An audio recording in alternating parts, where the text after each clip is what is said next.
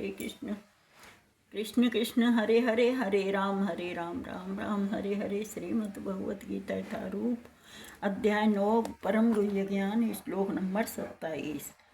यत् करोसि यद् नास्यासि यज्जुहोसि ददासि यत् यत् पश्यसि कौन्तेय तत् कुरुष्व मदर्पणम्।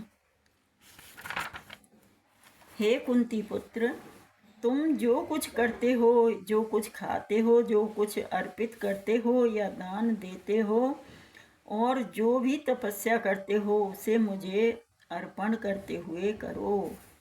तात्पर्य जगत गुरु श्रील प्रभुपाद जी महाराज की जय, गुरु महाराज की जय। इस प्रकार यह प्रत्येक व्यक्ति का कर्तव्य है कि अपने जीवन को इस प्रकार ढाले कि वह किसी भी दशा में कृष्ण को न भूल सके। प्रत्येक व्यक्ति को अपने जीवन निर्वाह के लिए कर्म करना पड़ता है और कृष्ण यहाँ पर आदेश देते हैं कि हर व्यक्ति उनके लिए ही कर्म करे। प्रत्येक व्यक्ति को जीवित रहने के लिए कुछ न कुछ खाना पड़ता है और अतः उसे चाहिए कि कृष्ण को अर्पित भोजन के उच्छिष्ट को ही ग्रहण करे। प्रत्येक व्यक्ति कुछ न कुछ धार्मिक अनुष्ठान करने होते हैं, अतः कृष्ण की संस्तुति है, इसे मेरे हेतु करो, यही अर्चन है। प्रत्येक व्यक्ति कुछ न कुछ दान देता है, अतः कृष्ण कहते हैं यह मुझे दो, जिसका अर्थ यह है कि अधिक धन का उपयोग कृष्ण भावनामृत आंदोलन की उन्नति के लिए करो। आजकल लोग ध्यान विधि के प्रति विशेष रुचि दिखाते हैं, यद्यपि इस युग के लिए यह व्यवहारिक नहीं है, किंतु यदि कोई 24 घंटे हरे कृष्ण कृष्ण कृष्ण हरे हरे, हरे राम राम राम हरे हरे का जप अपनी माला में करे तो वह निश्चित रूप से महानतम ध्यानी तथा योगी है, जिसकी पुष्टि भगवत गीता के 6 अध्याय में की गई है। श्रुभ फलेरेवं मोक्षस्य कर्म बंधने संन्यास योग युक्तात्मा विमुक्तो मामुपेस्यसि। इस तरह तुम कर्म के बंधन तथा इसके शुभाशुभ फलों से मुक्त हो सकोगे। इस संन्यास योग में अपने चित्त को स्थिर करके तुम मुक्त होकर मेरे पास आ सकोगे। तात्पर्य जगत गुरु श्रील प्रभुपाद जी महाराज की जय, गुरु महाराज की जय।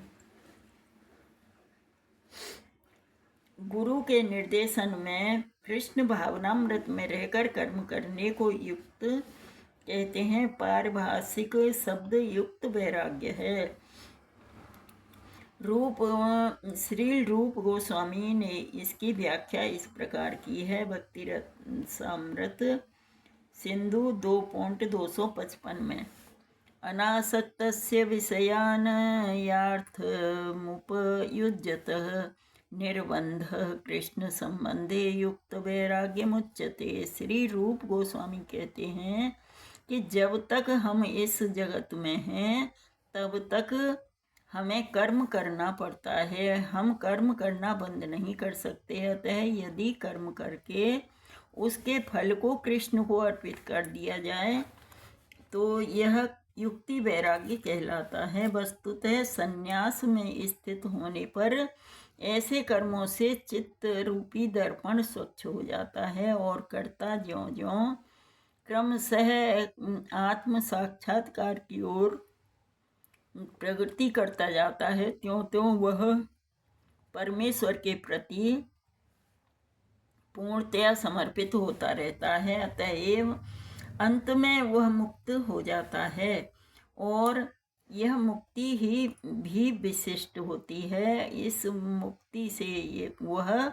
ब्रह्म ज्योति में तदाकार नहीं होता, अपितु भगवत धाम में प्रवेश करता है। यहाँ ये स्पष्ट उल्लेख है, माम उपेस्यसि, वह मेरे पास आता है, अर्थात मेरे धाम वापस जाता है। मुक्ति की 5 विभिन्न अवस्थाएं हैं और यहाँ यह स्पष्ट किया गया है कि जो भक्त जीवन भर परमेश्वर के निर्देशन में रहता है वह ऐसी अवस्था को प्राप्त हुआ रहता है जहाँ से वह शरीर त्यागने के बाद भगवत धाम जा सके और भगवान की प्रत्यक्ष संगति में रह सकता है।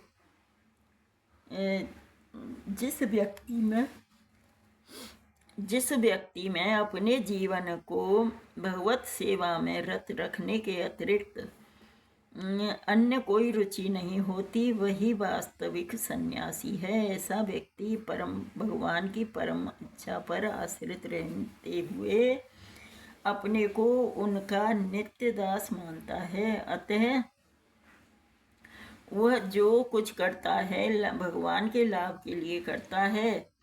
वह जो कुछ कर्म करता है भगवान की सेवा करने के लिए करता है। वह सकाम कर्मों या देव वर्णित कर्तव्यों पर ध्यान नहीं देता। सामान्य मनुष्य के लिए देव वर्णित कर्तव्यों को संपन्न करना अनिवार्य होता है, किंतु शुद्ध भक्त भगवान की सेवा में पूर्णतया रत होकर भी कभी कभी वेदों द्वारा अनुमोदित कर्तव्यों का विरोध करता प्रतीत होता है, जो वस्तुतः विरोधी नहीं है। अतः वैष्णव आचार्यों का कथन है कि बुद्धिमान से बुद्धिमान व्यक्ति भी शुद्ध भक्त की योजनाओं तथा कार्यों को नहीं समझ सकता। ठीक शब्द है तौर वाक्य क्रिया मुद्रा विज्ञेह न भुजय। चैतन्य चरितामृत मध्य 23.39 में इस प्रकार जो व्यक्ति भगवान की सेवा में रत रहता है या जो निरंतर योजना बनाता रहता है कि किस तरह भगवान की सेवा की जाए, उसे ही वर्तमान में पूर्णतया मुक्त मानना चाहिए और भविष्य में उसका भगवत धाम जाना ध्रुव है। जिस प्रकार कृष्ण आलोचना से परे हैं, उसी प्रकार वह भक्त भी सारी भौतिक आलोचना से परे हो जाता है।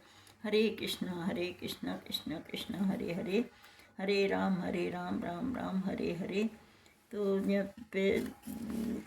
वैष्णव भक्त भी, वैष्णवों का भी यही कथन है कि जो भगवान के आश्रित रहता है, भगवान की सेवा करता है, भगवान के ही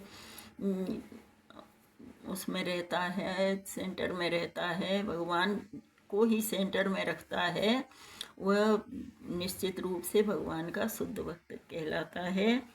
तो जिस प्रकार हम भक्ति के ये व्याख्या दी है, श्रील रूप गोस्वामी ने भक्ति की दी है कि वैराग्य क्या कहलाता है। जैसे हम काम करते करते ही ये सब फल को भगवान के अर्पित कर देते हैं, जैसे कि हम काम सब कुछ करते हैं, काम किए बिना तो हम नहीं रह सकते।